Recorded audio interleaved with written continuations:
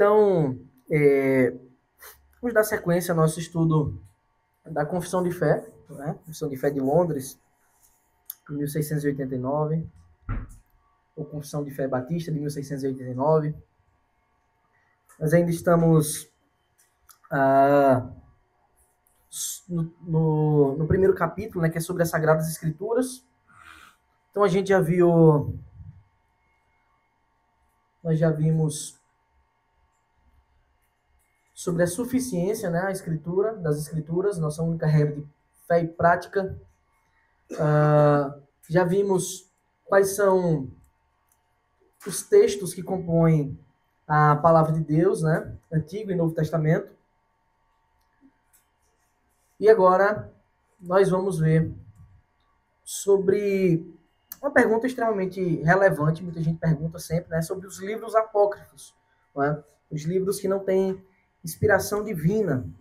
Bem? Então, e para o nosso irmão Gustavo fazer uma oração para esse momento, para que Deus abençoe esse momento.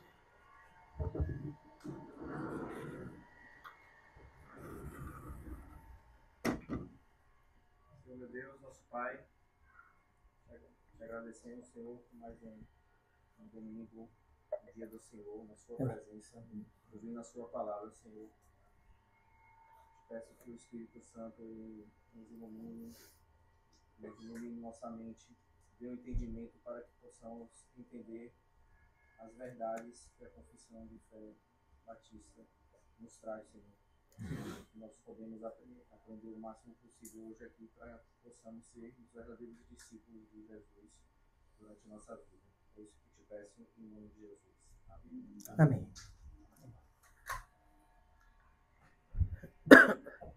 Então, terceiro parágrafo do primeiro capítulo da nossa confissão diz assim: os livros comumente chamados apócrifos, não sendo de inspiração divina, não fazem parte do cânon ou compêndio das Escrituras. Portanto, nenhuma autoridade tem para a Igreja de Deus e nem pode ser de modo algum aprovados ou utilizados, senão como quaisquer outros escritos humanos. Isso é importantíssimo para nós. Essa verdade aqui declarada é que verdade é essa que nós confessamos como sendo fiel, não porque a confissão de fé ela é inerrante, ela é um próprio escrito humano, por assim dizer, mas ela traz uma verdade muito importante aqui para nós. Tá? Eu tenho dito, falei isso na quinta-feira aqui, inclusive. Todas as grandes seitas, grandes, entre aspas, heresias que surgem, seitas, né, religiões falsas que se denominam cristãs, elas o fazem justamente por aderir ensinos apócrifos. Tudo aquilo que há de contrário a Sagradas Escrituras, a sã doutrina, que a gente vê por aí surgindo, como ensinos fixos de denominações múltiplas que surgem, elas surgem como uma adição aos textos bíblicos, ou uma corrupção. Mas normalmente essa corrupção vem junto de uma adição de textos ou de proclamações que se dizem tão verdade quanto as Escrituras. A gente, quando fala de livros apócrifos, né, a título de conhecimento, normalmente a gente fala daqueles livros que a Igreja Católica acrescentou. Aqueles 7 livros, Judite, Macabeus, Tobias, Eclesiástico. Mas eles não são os únicos livros apócrifos, ou seja, que é livro apócrifo, a própria confissão diz aqui, sem inspiração divina. É um livro que não foi o Espírito Santo agindo na vida do autor para escrever de forma absoluta uma verdade plena. Ou seja, ele não pode conter aquilo que nós já vimos que as Escrituras contêm, que é inerrância e infalibilidade. Só a palavra de Deus tem isso, porque foi divinamente inspirada. Elas não podem conter isso. E esses livros eles não podem ser usados de outro modo, senão como escritos humanos. Mas existem livros apócrifos que são heréticos. E justamente quando se pegam essa adição e colocam em pé de igualdade com a Escritura, colocam lado a lado, em muitas religiões por aí, com a palavra de Deus, surgem aí as seitas. Surgem aí distorções horrendas na palavra de Deus. Vou dar um exemplo disso. Quando a gente acaba sempre voltando para o catolicismo, porque é um exemplo muito claro disso. Né? Quando o Papa, não é? A figura do Papa, que já é uma figura, a própria confissão de fé da gente fala sobre o anticristo e a gente defende que o Papa é também o anticristo. Ele pode não ser o final, né? Na linguagem mais jovial, o boss, né? O chefão, mas ele certamente é um anticristo. O catolicismo romano entende que quando o Papa ele está exercendo o magistério, ou seja, ele está exercendo a sua função autoritativa, que segundo alguns concílios é inerrante, quando ele está fazendo isso ex cátedra, né, sentando para exercer o magistério mesmo, para ensino da igreja de forma absoluta, as suas palavras elas ganham peso inerrante e infalível. Ou seja, elas ganham peso de escritura. Ao longo da história, isso aconteceu muitas vezes em concílios, as decisões conciliares católicas, né, e em declarações ou em documentos papais que ficaram conhecidos como bulas papais. São resoluções que o Papa fazia para alguma coisa, por exemplo, na época da Inquisição, fez bula contra Lutero para condenar Lutero. O catolicismo entende isso como infalível, como uma coisa que vem de Deus, né? Essa autoridade para isso, que a igreja tem essa autoridade de criar documentos e coloca em pé de igualdade com a Escritura. Então, não são só aqueles 7 livros acrescidos, né, na Bíblia Católica que podem ser considerados como escritos apócrifos. Existem muitos outros documentos que, quando as pessoas o tratam como verdade absoluta, mesmo estando externo à Escritura, como verdade infalível, esses documentos, né, naquela religião, passa a ter peso de Escritura. Consequentemente, isso configura uma heresia. Configura-se um desrespeito à palavra revelada do nosso Deus. Configura-se um desrespeito à provisão, à providência do nosso Deus, que nos entrega uma palavra, faz com que ela chegue até nós de forma perfeita. Não é? Então, assim, daí surgem todos aqueles erros que a gente vê. Só no catolicismo romano isso acontece? Não. A gente pode dizer que no catolicismo acontece com uma frequência imensa ao longo da história, até porque é uma instituição milenar, então acontece há muitos e muitos séculos isso. Inclusive, há bulas papais e documentos conciliares contraditórios. Como explicar isso, né? Se eles são infalíveis?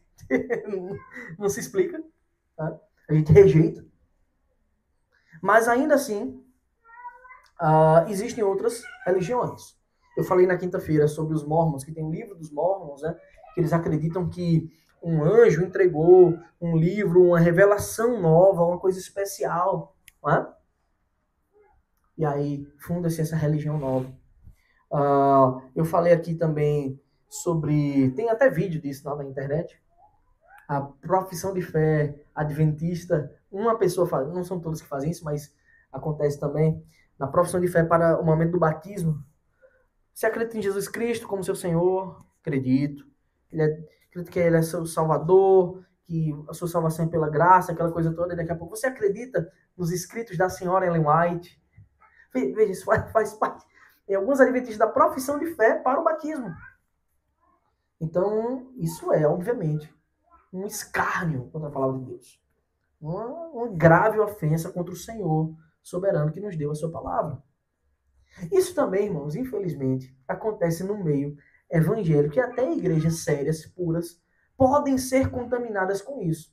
Quando a liderança começa a trazer verdades. Por exemplo, a gente tem a nossa confissão de fé, e eu sempre afirmo, a confissão de fé, ele é um guia teológico, um mapa, mas ela não é a Bíblia. É possível que a nossa confissão de fé tenha falhas? É. Apesar de ser um documento muito sólido, um documento que nós respeitamos, mas ela não é a Escritura e a gente jamais pode tratá-la como Escritura, mas como homens que Deus abençoou ao longo da história, que estudaram bastante para escrever com muita piedade, tá? Eu gosto sempre de frisar isso, né? Para que a gente não tenha essa confusão em nossa mente. Então, existem várias religiões, infelizmente, até as igrejas que são puras, podem sofrer influências, por exemplo, de pastores que começam a dizer, a falar coisas e a igreja entende o pastor como inerrante. Pode acontecer isso? Pode. Existem várias formas de manipulação dentro das igrejas. Ficou famoso há tempos atrás, né? Que é não toque no ungido do Senhor. Então, o que eu falo é verdadeiro sempre, eu não erro, não é? E pode acontecer as pseudo-revelações do meio neopentecostal, que as pessoas também tratam como revelações infalíveis. Pode falar, meu. Quando foi que esses 7 livros foram traduzidos pela Igreja Católica na Bíblia? Pronto, essa é uma pergunta excelente. A Igreja Católica, por tempos, ela tinha esses livros. Não havia como é que eu posso dizer, unanimidade, tá?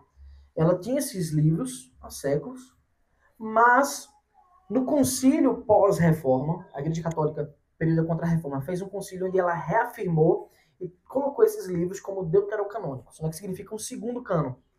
Como se eles recebiam ali um peso de escritura. Aí isso acontece já após reforma, essa reafirmação desses livros. Esses são os livros que foi Jeremias que traduziu o Antigo Testamento para o latim. Jeremias não, Jerônimo. Foi ele que traduziu a Bíblia do latim. E aí eu não sei onde que eu vi que ele não queria traduzir esses livros, e aí se alguém que obrigou ele, tem uma história dessa? É porque é o seguinte. O Papa quer dizer obrigou ele. É porque é o seguinte, o cânon do Antigo Testamento, ele não é.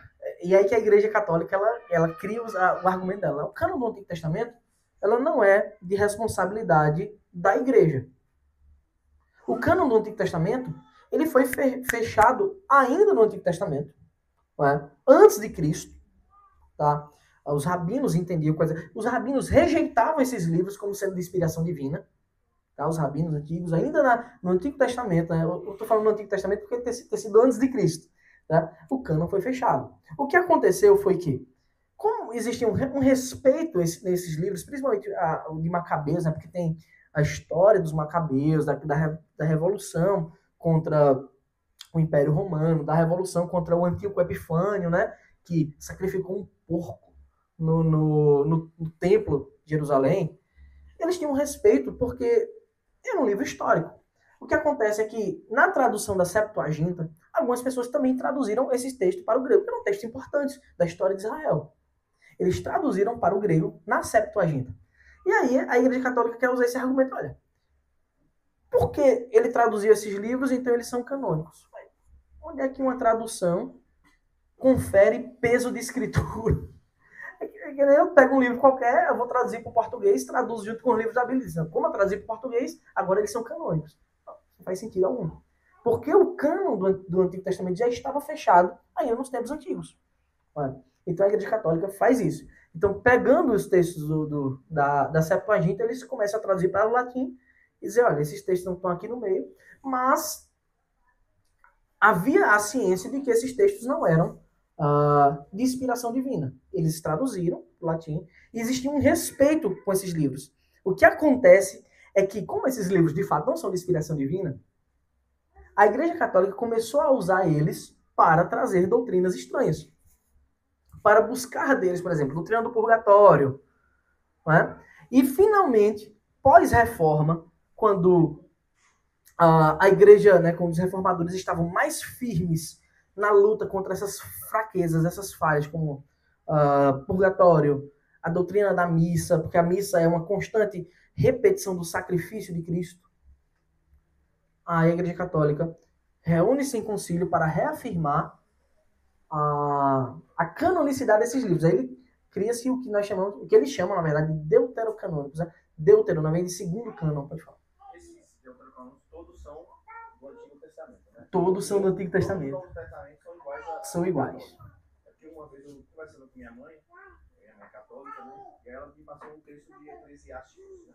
Eclesiástico, é. Aí eu falei que esse livro assim, né, eu expliquei que aí a minha justificativa foi que os livros que existiam no Antigo Testamento, que eram usados por Jesus, que são os cânon, do cânon. Porque esses outros livros não faziam parte da escritura da época, pelos hebreus lá e por Jesus lá na época. Parece que eles não eram usados, eles não eram livros usados no culto. Sim.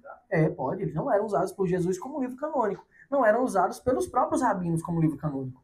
O que é um livro canônico? Imagine que a gente se reúne aqui, o que a gente faz todo domingo? Nós abrimos a escritura, expomos um texto, né?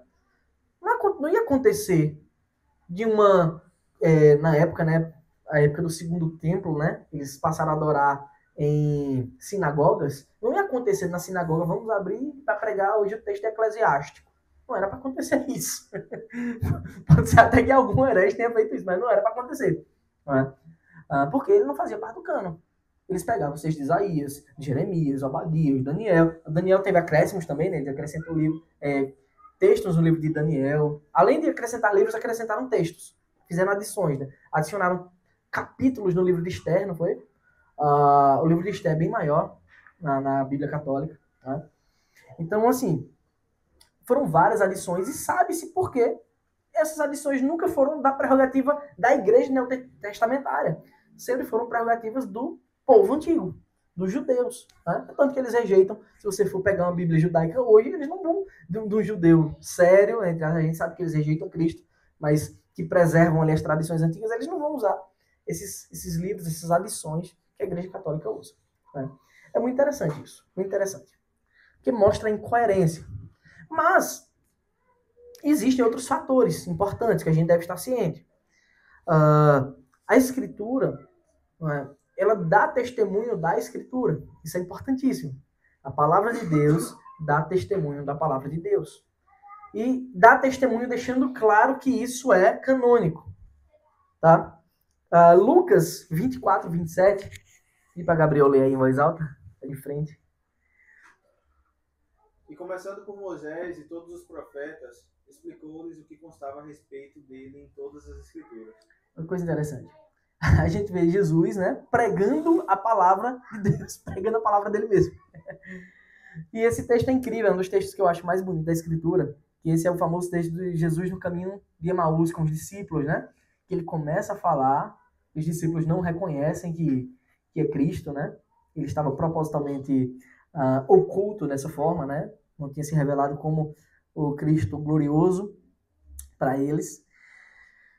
Então, Jesus, ele dá testemunho, ele pregava constantemente a palavra de Deus. Tem um texto clássico, né, que é no início do seu ministério, eu preguei aqui em Lucas, quando ele vai abrir o texto para pregar na sinagoga, ele abre o texto de Isaías, que fala dele mesmo, né? O Espírito do Senhor está sobre mim, ele me ungiu, né? Então a gente vê Cristo pregando as Escrituras, a gente vê os apóstolos usando as Escrituras o tempo todo, dando testemunho, né? O que é que diz Lucas 24, 44? Pedi para Sara fazer essa leitura. Aí. A seguir, Jesus me disse: são estas as palavras que eu lhe falei. Estando ainda com vocês, era necessário que se cumprisse tudo o que está escrito a respeito de mim na lei de Moisés, nos profetas e nos salmos. Amém.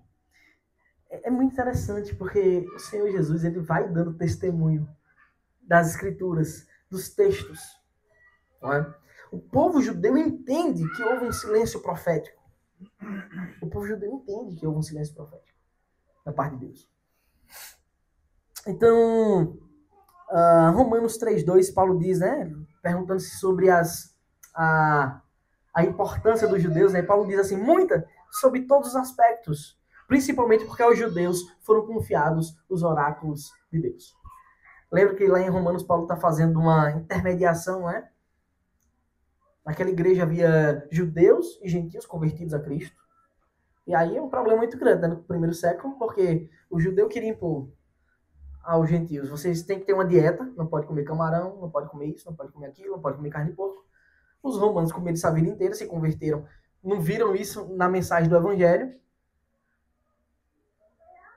Aí se achavam mais livres, né? Já o judeu se achava superior. Não, nós somos mais santos, porque a gente faz isso, então vocês têm que fazer também. Isso gerou até uma polêmica a ponto de ser necessário ter um concílio, né, em Jerusalém, né, sobre como seria o lidar com os gentios. Vai ser necessário circuncidar ou não? E Paulo está fazendo essa intermediação. Olha, ele tem judeus e tem gentios que se converteram a Cristo. Agora é um só povo. Agora é a igreja. E Paulo está falando da importância dos judeus, porque alguns queriam levantar essa hipótese. Não, isso não é importante, mas tem importância. É muita a importância, sobre todos os aspectos. Principalmente porque a eles foram confiados os oráculos de Deus. Então Paulo está dando testemunho do Antigo Testamento. E está dizendo que aos judeus foram confiados os oráculos de Deus. Então, fica muito claro que o testemunho interno das Escrituras revela que daquele povo saiu o Antigo Testamento. Então não era uma prerrogativa da igreja, dos gentios, fazer uma alteração desses textos, uma adição ou qualquer coisa que seja, senão de receber os oráculos de Deus. Todos os escritores do Antigo Testamento eram judeus. E quase todos os do Novo Testamento são judeus, com exceção de um, que é Lucas. Lucas é o único escritor do Novo Testamento que não era um judeu. Ele escreve 2 livros, o Evangelho e Atos dos Apóstolos. Então, Quem escreveu o livro de Jó? Ninguém sabe, né? não se sabe, mas a grande evidência foi Moisés. Moisés, né? Provavelmente o primeiro livro da Bíblia a ser escrito. Provavelmente o primeiro a ser registrado fisicamente. Moisés provavelmente escreveu 6 livros, Pentateuco, mais Jó, mas os indícios é que a escrita do livro de Jó ainda veio antes da escrita de Gênesis. O primeiro livro da Bíblia a ser A escrito. região de Jó era mais ou menos aonde? Na Arábia? Ele fala uma hora que os amigos dele, não sei de onde, não sei de onde, não sei de onde. Possivelmente ali, aquela região da Vou Arábia. pesquisar isso específico. É, De onde eram aqueles locais que... mas possivelmente Oriente Médio já. O berço da humanidade. Provavelmente na região onde o sogro dele morava ali, né? Que Sim.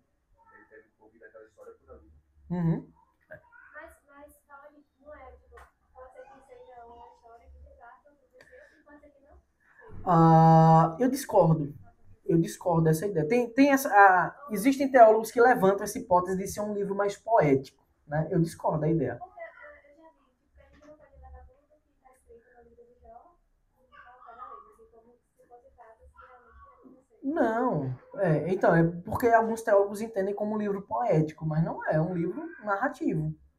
Descreve a vida de Jó. Claro que tem elementos da descrição.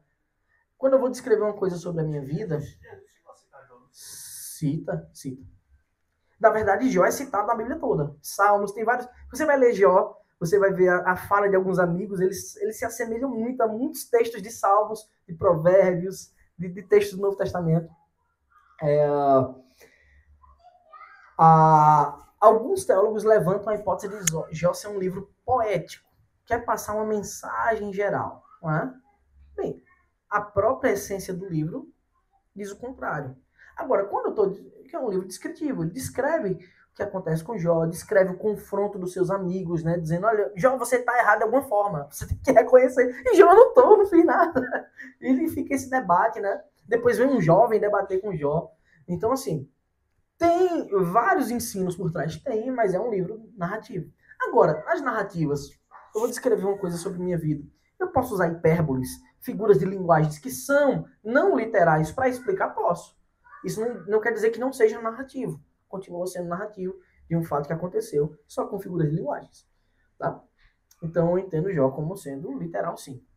Eu vi um argumento muito interessante, que inclusive, mesmo sendo foi aquele Tassos, né, que é reconhecidamente um herege da teologia, né, um debatedor, ele fala uma coisa interessante, que é verdade.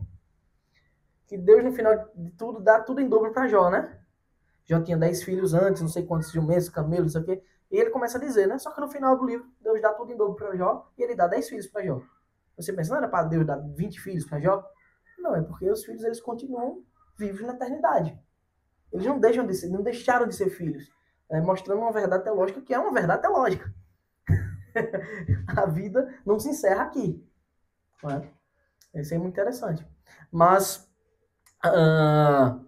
é importante a gente ter essa ciência sobre alguns textos bíblicos, porque eles serão atacados.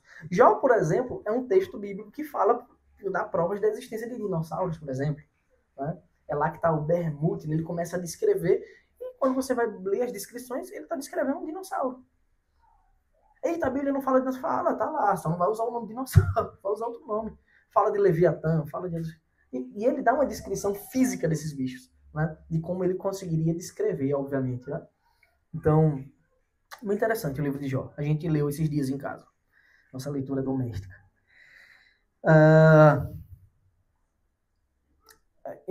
O quarto parágrafo na nossa confissão, né? A gente falou de livros apócrifos. Está muito claro que nós devemos rejeitar essas revelações externas, né? Pode falar, né? No caso, na época da Reforma, a Igreja Católica já utilizava esses livros que são considerados apócrifos. Já utilizava, porém, não como canônicos. Não utilizava. Não, Uma Bíblia, assim, no caso, como eles utilizam. Não, alguns tinham. A gente não tinha. É importante a gente lembrar historicamente. Não existia isso do crente ter uma Bíblia como a gente tem, assim, ó, bonitinha, né? Isso não existia. Até porque a imprensa foi inventada por Gutenberg próximo à Reforma. Perto de. Foi uma invenção que eu não tenho dúvida que foi uma providência divina para que a Bíblia fosse. De fato, foi o primeiro livro impresso, né? Para que a Bíblia fosse propagada. Eu assisti essa semana passada o filme de Lutero, né? Aí, eu não sei se é verdade, mas alguém pegou as 95 teses, tirou e copiou, fez várias cópias e saiu distribuindo. Inclusive teve uma revolta camponesa Por causa disso, né? Por causa disso lá, na história da Alemanha, né? Então é importante a gente ter essa visão histórica para a gente não imaginar que todo crente tinha um livro, né? Todo católico tinha um livro e ia para a igreja com o livro. Não se tinha. Inclusive, o exame das escrituras era desencorajado pelo clero, como se fosse uma coisa pertencente apenas. Uma coisa muito comum, Diana, era que muitos padres sabiam rezar a missa inteira em latim e eles não conheciam o latim. Era comum isso acontecer, viu? Eles saberem o ritual, porque decoraram o ritual para fazer o ritual mecânico, mas eles não tinham esse conhecimento. Era desencorajado esse conhecimento. Eles tinham acesso à Bíblia?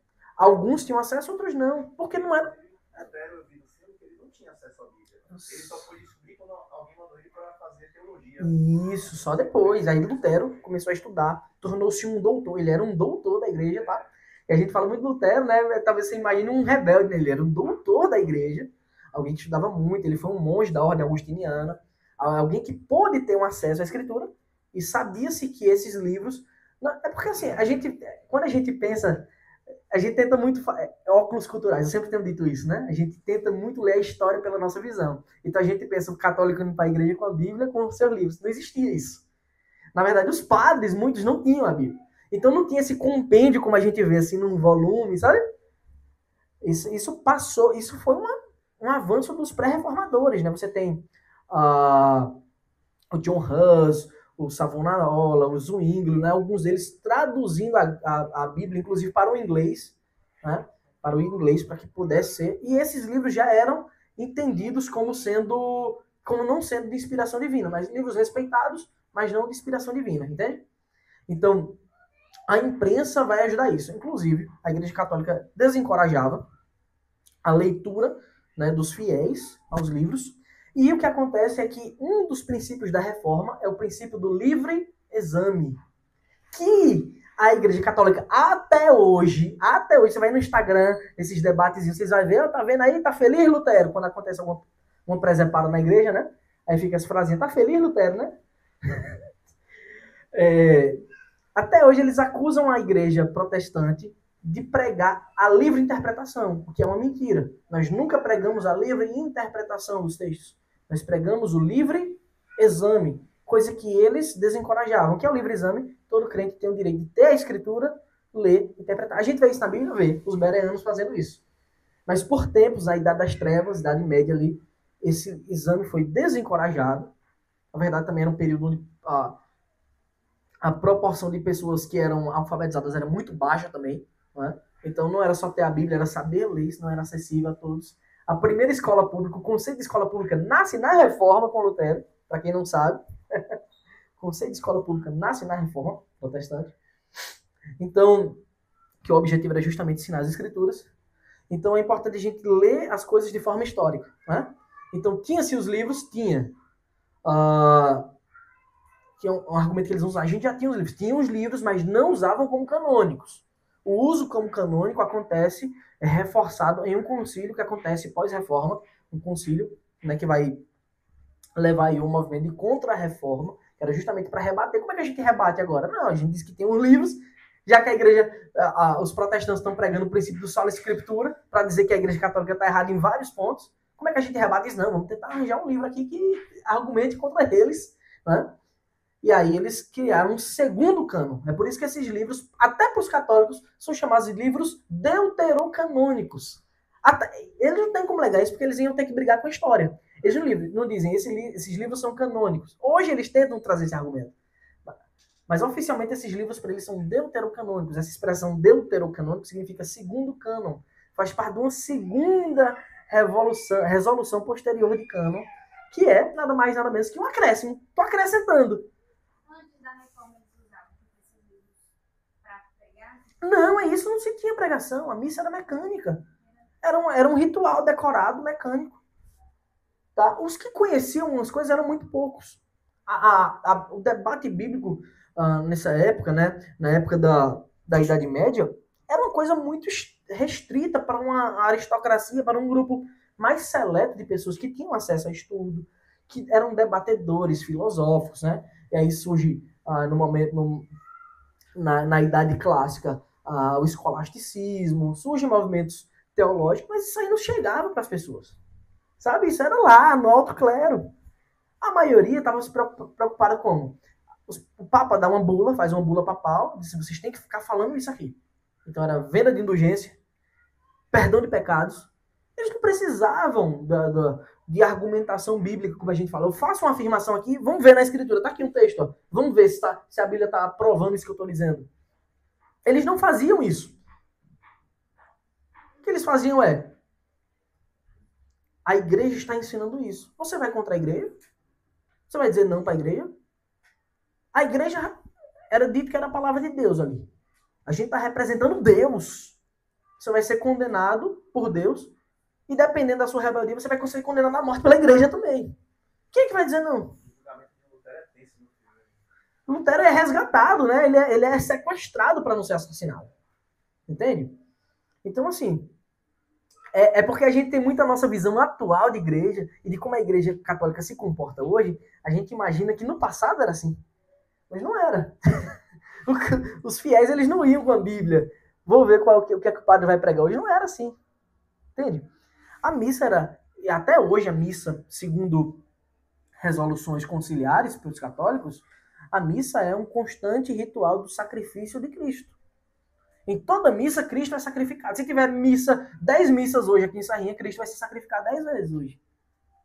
Isso é heresia, né? Nega a suficiência, a perfeição do sacrifício de Cristo. Então, respondendo objetivamente a sua pergunta, eles tinham os livros? Tinham os livros. Eles respeitavam como históricos? Sim. Eram todos os católicos que respeitavam como livros canônicos, como inspiração divina? Não, de modo algum. É tanto que foi necessário ter um concílio pós-reforma para fazer a reafirmação desses livros agora como canônicos, para eles começarem a usar ao combate da reforma. Desconsidera. Até porque sabia-se. Era sabido do povo, do povo não, né? Dos estudiosos, que os livros não eram canônicos, que nem os judeus aceitavam esses livros, né, como canônicos. Então, ele não traduz o Antigo, não. Isso, já era mais, o Antigo Testamento era mais aberto. Eu acho que ele não chegou, eu não sei, eu acho que ele traduziu só um Novo, e ainda assim não é uma tradução tão interessante, porque ele traduz da Vulgata, né? Que era uma tradução, que é a tradução da tradução, né? Ele já traduz da Vulgata, né? A tradução, a tradução em latim da Igreja Católica, né? Só depois que começa-se mais as traduções mais sérias, né, dos textos originais, do grego, do hebraico antigo, né, para poder fazer. Então, assim, isso aqui é um resumo muito resumido do que é a história, né? São muitos entraves, muitos detalhes, muitas coisas que a Idade Média, que é esse período, né, que a gente é um período de trevas, é o maior período da história. É um período que vai mais de 1000 anos. Né? Quando a gente estuda história da igreja ou filosofia no seminário ali, nesse período, é um período que abrange mais de 1000 anos de história. sabe? De acontecimentos e evoluções filosóficas, acontecimentos e evoluções históricas, políticas, que tá tudo... não tem como sair, descentralizar a política do meio disso, tá? Para só depois a reforma ser encabeçada ali por Lutero, mas porque outras pessoas já iniciaram o movimento antes. A reforma não era o conteúdo do estudo de hoje, mas a gente acaba falando disso quando fala assim de autoridade das escrituras. A reforma, ela não foi só... ela não foi uma coisa que acontece intra-religiosamente falando. Dentro da igreja, acontece dentro da igreja, mas foram muitos elementos históricos que possibilitaram, e a gente não tem dúvida que é Deus agindo na história para que isso seja possível. Né? A Igreja Católica ela precisou ser enfraquecida politicamente falando. Né? Já estava dividida, né, com a Igreja. Houve divisões na Inglaterra, houve divisões na França, né? Invasões bárbaras. Então foram muitos elementos que enfraqueceram, né? A Igreja Católica empreendeu as cruzadas para tentar evangelizar bárbaros, para tentar evangelizar árabe, e perdeu em algumas delas. Então, assim, foram muitos enfraquecimentos políticos, históricos, né? Deus levantando homens sérios lá dentro, levantando lá de dentro, né? Porque quando tinham acesso à escritura, liam a escritura, viam que estava tudo contrário, né? Não era uma distorção, eram distorções fora a imundície do clero. Né? O que acontecia? E se você conversar com católicos sérios, eles vão reconhecer isso. Tá? Tornou-se tão político que possivelmente houveram papas que não eram piedosos no sentido católico, né? de ser pessoas convertidas mesmo. Eram meros políticos. Entende? Boa parte do clero eram políticos, eram pessoas que queriam dominar. Né? Então, não é uma coisa simples historicamente, são várias linhas de raciocínio. Nessa época tinha feudalismo imperando, e, assim, era muita coisa, meus irmãos, a gente entender os processos históricos, né? Não é uma linha assim, simples, tênue, eram muitas coisas. Eu entendo que quando a gente discipula, a gente tem que passar essa visão. Claro. Porque as pessoas não conhecem, não lembram. E vão ser confrontados. E essa visão, essa associação da gente trazer as pessoas, até hoje mesmo, como é a política, como é a cultura, tudo isso influencia em todas as decisões. E sobre o longo período, assim, no meu entendimento, é como se Deus estivesse dando chance ao homem de se transformar. Porque Deus é todo poderoso. Se ele quisesse, ele poderia chegar lá, explodir tudo e mudar tudo. Mas é como se ele desse ao homem o resgate, né? Para sair dessa natureza carnal o tempo inteiro, mas ele vai dando possibilidade do homem se resgatar e ao mesmo tempo o homem não responde, aí ele vai levantando pessoas. Sim. Uma coisa importante que talvez a gente tenha uma visão errada também, é muito comum a gente ter, tá? Significa dizer que não houveram crentes verdadeiros nesse período de 1000 anos? Não existiram. Sabe, eu gosto muito daquela máxima, né, que Deus fala com Elias. Olha, sempre Deus vai preservar para si 7.000 que não se dobrarão a Baal. Sabe? Ainda que em períodos de trevas. É tanto que esses homens surgem. Eles surgem normalmente porque antes deles algum bom professor chegou e disse, olha, estão fazendo isso, mas é assim. Tem muitos que a gente não sabe o nome. Estão apagados da história, porque não foram registrados, que motivaram essas pessoas. Entende? Então, eu entendo isso. Eu entendo que Deus, ele sempre está, até hoje, trazendo a possibilidade da gente estar dobrando os joelhos para ele. Isso. Só que ele é tão piedoso que ele deixou 100 anos. Claro, a Bíblia diz que Deus é extremamente longânimo, paciente. Período de trevas aí, né? Não previu isso em Apocalipse, né? Sim, sim. A segunda besta do Apocalipse. Até a gente conversou sobre isso, né? E eu acredito que seja a religiosidade, né? Também. Besta, né? Sem dúvida. Para enganar os eleitos. Também. Que não se resume ao catolicismo. O catolicismo foi o grande agente disso. Isso. O catolicismo é o império bestial não é só político, mas religioso. Isso. De outras formas, outras roupagens. Isso, exatamente. O princípio é o mesmo, outras roupagens. É isso mesmo. Então, assim, é muito importante o cristão ter desejo de estudar, se aprofundar na história. É tanto que existem pós-graduações, estudos, gente que se dedica só a esses períodos, né? Para, por exemplo, dedicar o que nós chamamos de apologética, né, contra o catolicismo, que a apologética é a defesa da fé. Né, porque vão ter católicos que vão pegar. Sim, mas tinha os livros? Sim, tinha os livros. Ninguém está dizendo que eles não tinham, que os livros foram escritos naqueles dias. Né? Que eles do nada vão procurar um livro. Não, eles tinham os livros. Mas eles não usavam como canônicos. Essa forma de uso que cria-se um segundo cânon, né, o deuterocanônico, é justamente para poder ter um argumento contra os protestantes. Só que é aí que tá.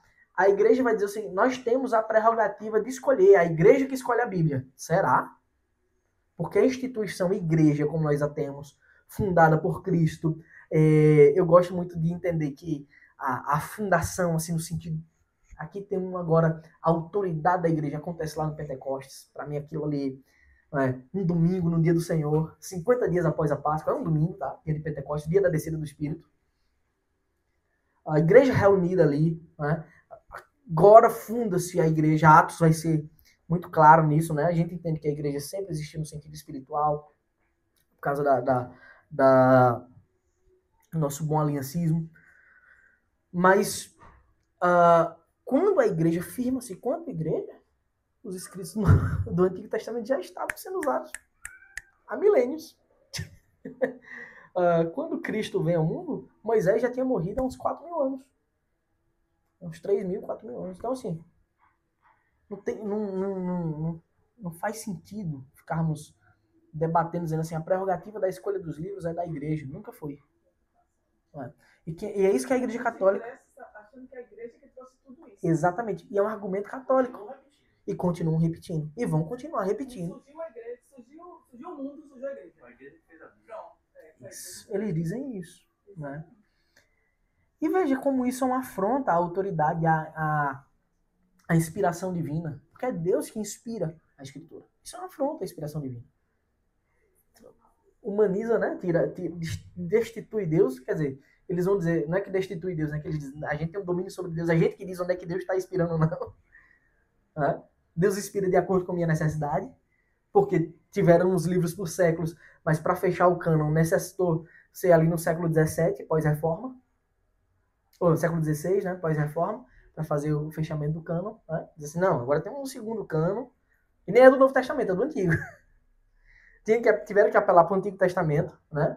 Até porque, como o Novo era uma coisa mais recente, dos últimos 1.000 e poucos anos, ali 1.500 anos, que a igreja já estava dando testemunho de quais eram os livros e quais não eram por muito tempo, né? Eles tiveram que apelar para livros antigos, né? Da Antiga Aliança.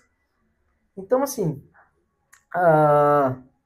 quer dizer, não da Antiga Aliança, mas que foram escritos no período da Antiga Aliança. Né?